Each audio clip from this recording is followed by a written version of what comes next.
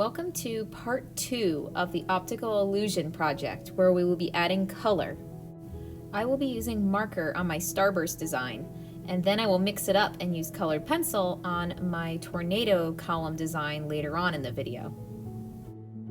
Before we get started, we have to pick a color scheme. For this project, I want you to use complementary colors, which are colors that sit across one another when we look at the color wheel. Some examples are red and green, purple and yellow, and orange and blue. You can also use black and white, as those are opposites too. The idea is that when you place these colors side by side one another, they tend to vibrate against each other, and you can create more of that optical effect that we're going for. We can see these contrasting complementary colors at work in Bridget Riley's paintings. Remember that it's the colors and their level of contrast that give that illusion of movement and rhythm. You can use any drawing materials that you like to add color to your project. So I'm first going to use marker. You can use colored markers, crayons, colored pencils, etc. If you're using marker, don't forget to protect your work surface. You don't want marker to accidentally get through the paper and onto your table or work surface. So for this design, you want to start in the middle and then alternate your color patterns. So I'm using black and white, so I'm alternating every other little petal shape I'm filling in with black. And then later I can go back into my sections, the individual sections that divide my paper, and then start to alternate those with black and white as I work my way outward to the edges of the paper.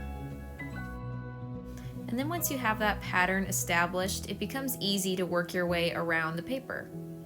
The advantage of using marker is that you can fill in spaces quickly with as few marks as possible, so that ink really spreads out to give you a nice solid color. Though the disadvantage would be that ink has a limit, so you may potentially run into the issue of your marker running out of ink partway through the project. So that's always my fear whenever I use markers. And then just work all the way to the edges of your paper.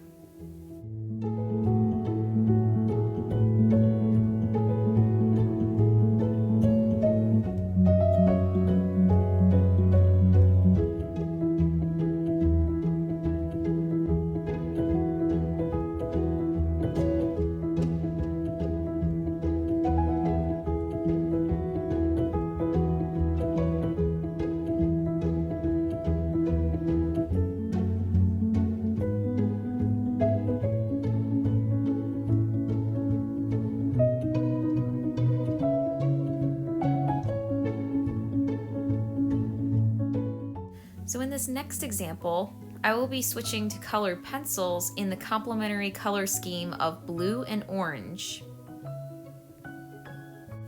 The advantage of using colored pencils is that you can always build up your color gradually. It's nice to start light, and then you can apply more pressure later on. In general, we tend to apply colored pencils too lightly, so the finished product looks very washed out. So you can see as I'm shading lightly, a lot of us tend to do that. So what I encourage for this project is to press more firmly. So press and make sure that that pigment is really working its way into the paper. I know that one tip is to color in tiny little circles rather than straight across.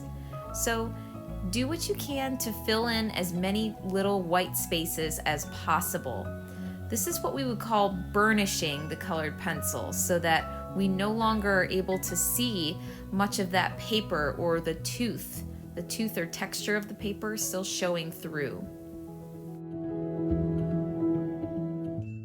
One disadvantage of using colored pencils versus something like marker is that you may start to feel that your hand is starting to cramp up or get tired from pressing so much and really trying to work in that color.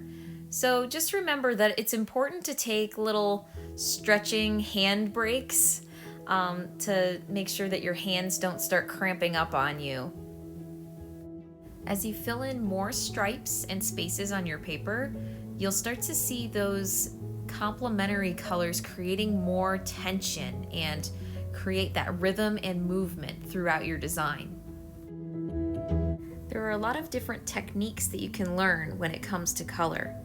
So play around with color combinations and have fun with your design. Thanks for watching, and I'll see you next time.